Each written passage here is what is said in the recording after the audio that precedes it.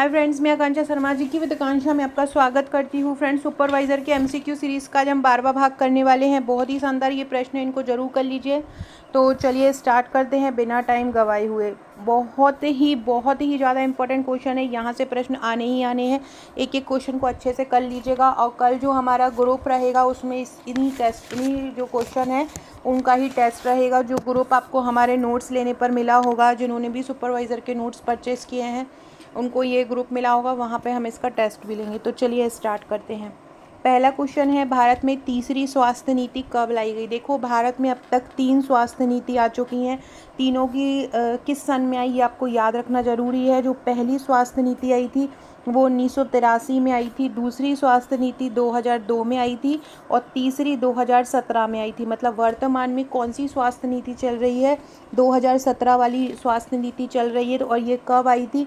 ये 2017 में आई थी। किस 2017 में आई थी? 15 मार्च 2017 को ये नीति आई थी। तो याद रखो, आपसे पूछें कि अब तक कितनी स्वास्थ्य नीति आ चुकी हैं, तो अब तक कितनी स्वास्थ्य नीति आ चुकी हैं? 3 स्वास्थ्य नीति आ चुकी हैं, याद रखना है।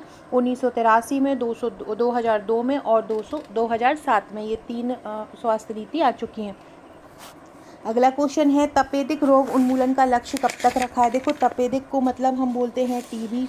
तपेदिक रोगों का उन्मूलन का लक्ष्य 2021, 2023, 2025 या 2027, ये जो राष्ट्रीय स्वास्थ्य नीति आई है इसी में ही लक्ष्य रखा गया है कि तपेदिक को 2025 तक पूरी तरह से उन्मूलित कर लिया जाएगा। तपेदिक को 2025 तक कर लिया जाएगा। इसके बाद कालाजार को 2017 में ही कर लिया जाएगा। खसरा जो रोग होता है, जो बच्चों में लूज मोशन हो जाता है, तो खसरा को 2020 तक उन्मूलित करने का लक्ष्य रखा गया था। और ये फाइलेरिया का भी आता है, तो फाइलेरिया को 2017 तक करने का लक्ष्य रखा था, याद रखना। तपेदिक रोग को कब तक, तपेदिक जिसको हम टीबी बोलते हैं, तो तपेदिक रोग को कब तक उन्मूलित करने का लक्ष्य रखा है? 2025। राष्ट्रीय स्वास्थ्य नीति आती है, इसलिए आती है कि स्वास्थ्य संबंधित बजट के लिए ये नीति लाई जाती है, ताकि स्वास्थ्य में कितना बजट लाना है, किस रोग को कब तक ख़त्म करना है, ये सभी चीज़ें तपेदिक के ये सभी चीज़ें स्वास्थ्य नीति के अंतर्गत आती हैं। तपेदिक जो बीमारी है वो बैक्टीरिया के कारण होती है। इसको क्षय रोग भी बोलते हैं, क्षय रोग, टीबी इसको बोला जाता है। और एक ये फेफड़ों को मेन प्रभावित करती है, भी याद रखना। तपेदिक किसको प्रभावित करता है? फेफड़ों को प्रभावित करता है। तपेदिक किसको प्रभावित करता है? फेफड़े को। अगला है, जननी सुरक्षा योजना कब आई थी? जननी सुरक्षा योजना 2005 में आई थी। इसका उद्देश्य था माता एवं शिशु मृत्यु दर को कम करना। इसमें गरीब जो महिलाएं होती थी उनको 6,000 रुपये की आर्थिक राशि दी जाती थी, किसमें? जननी सुरक्षा योजना में। अगला क्वेश्चन है, मिशन इंद्रधनुष के अंतर्गत कौन सी बीमारी सम्मिलित नहीं है? तो देखो, मिशन इंद्रधनुष जो था वो 25 दिसंबर 2014 को आरंभ हुआ था, याद रखना। मिशन इंद्रधनुष का प्रारंभ कब हुआ था? मिशन इंद्रधनुष जो प्रारंभ हुआ था वो 25 दिसंबर 2014 को आरंभ हुआ था। 25 दिसंबर 2014 को स्वास्थ्य एवं परिवार कल्याण मंत्रालय द्वारा। और इसका उद्देश्य था 2020 तक टीकाकरण कार्यक्रम में जितने भी लोग वंचित रह गए हैं, जितने भी बच्चे, उनको टीकाकरण में शामिल करना उनका लक्ष्य था। और इसमें 7 विभिन्न बीमारियों को शामिल किया गया है, जिसमें से सबसे पहला है खसरा। सबसे इंद्रधनुष बीमारी में जो 7 बीमारियाँ हैं, ये भी याद रखो। मिशन इंद्रधनुष के तहत कितनी बीमारियों का लक्ष्य रखा है? 7 बीमारियों का मेन लक्ष्य रखा है मिशन इंद्रधनुष में। सबसे पहली है खसरा, दूसरी है पोलियो, तो ये पोलियो आ जाएगा, दूसरा है पोलियो। तीसरा है काली खांसी, जिसको पिटूसिस भी बोलते हैं, तीसरा है काली खांसी। चौथा है टिटनेस।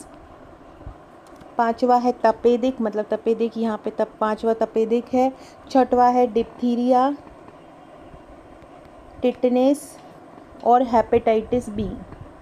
ये इस प्रकार से टोटल 7 बीमारियां हैं। मलेरिया इंद्रधनुष, मिशन इंद्रधनुष के अंतर्गत मलेरिया को शामिल नहीं किया गया है। मिशन इंद्रधनुष के तहत केवल 7 बीमारी को शामिल किया गया है। कब आरंभ हुआ था मिशन इंद्रधनुष? 25 दिसंबर 2014 को आरंभ किया गया। तो इसका उद्देश्य क्या था कि ऐसे बच्चे जो टीकाकरण से छूट गए हैं उनका पूर्णतः टीकाकरण करना।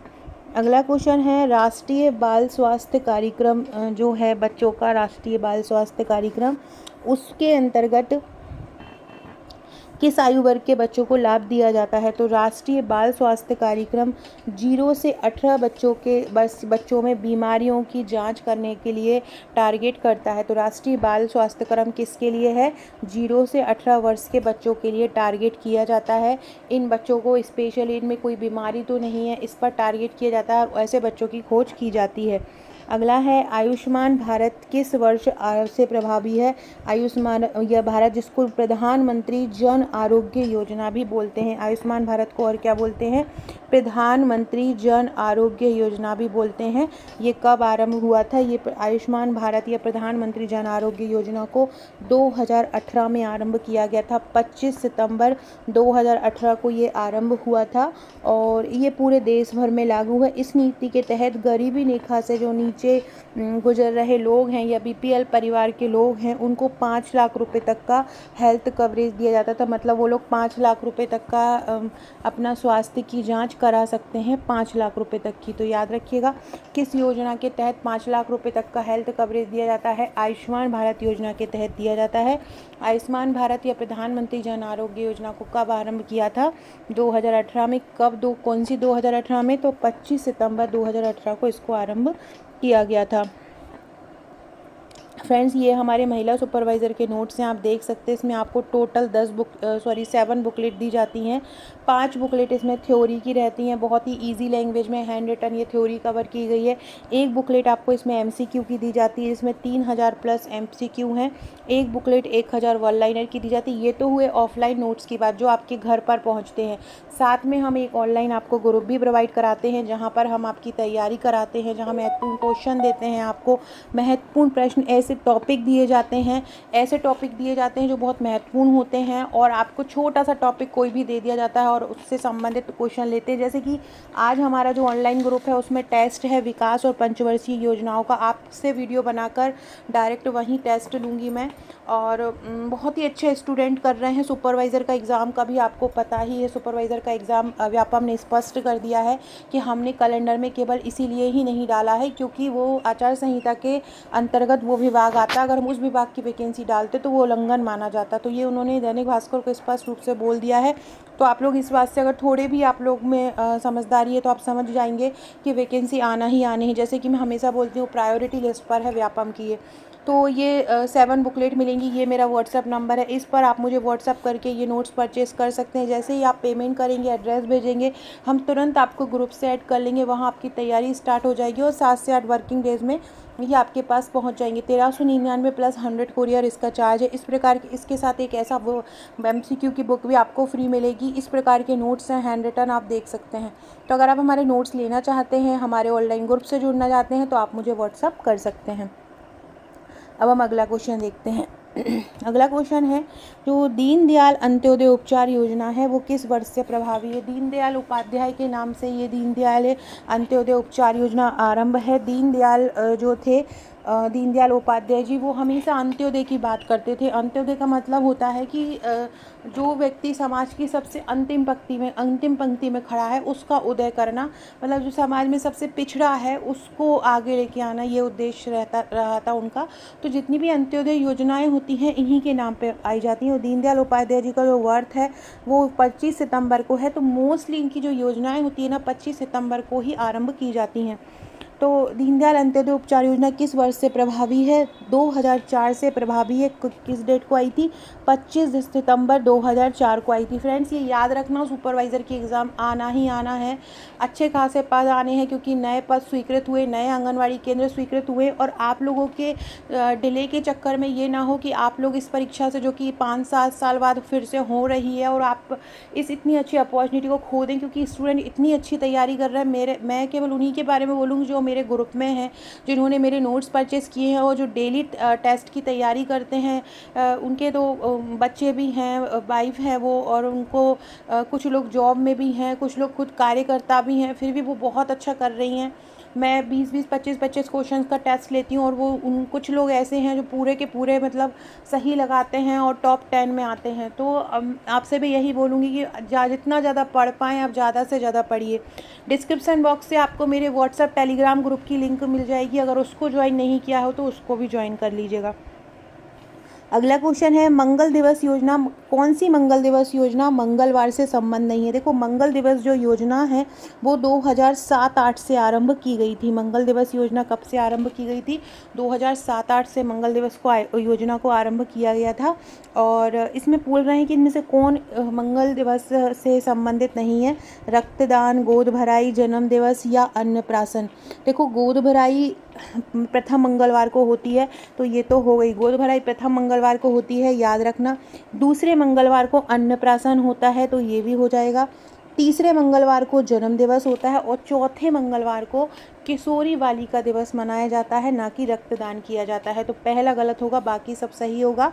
मंगल दिवस योजना कब से मनाई जा रही है? 2007-8 से। अगला है मुख्यमंत्री बाल हृदय उपचार योजना किस वर्ष से प्रभावी है? मुख्यमंत्री बाल हृदय उपचार योजना कब आई थी? मुख्यमंत्री बाल हृदय योजना आई थी 2 जुलाई 2011 में। मध्य प्रदेश के हृदय रोग से पीड़ित जितने भी बच्चे हैं 7 वर्ष तक के, उनका इलाज ये कराते हैं। और ये प्रदेश के हृदय रोग से पीड़ित जितने बच्चे, उनका निःशुल्क इलाज इस योजना के अंतर्गत कराया जाता है। याद रखना, ये कब आरंभ हुई थी? 2011 में आरंभ हुई थी। अगला है राष्ट्रीय ग्रामीण स्वास्थ्य मिशन की शुरुआत कब हुई थी? 2005, 2007, 9 या 11। तो राष्ट्रीय ग्रामीण स्वास्थ्य मिशन है जो NRHM, उसकी शुरुआत हुई थी 2005 में। और इसको 2000 बढ़ा दिया था, मतलब राष्ट्रीय शहरी कर दिया था। पहले ये ग्रामीण था और 2009 में इसको शहरी मिशन में तब्दील कर दिया था। 2013 से ये जो शहरी मिशन है उसको लागू कर दिया था। तो याद रखिएगा कि राष्ट्रीय स्वास्थ्य परिवार मिशन का आरंभ कब हुआ था? 2005 में। NRHM कब बना था? तो NRHM 2005 में बना था। और NUHM कब बना था?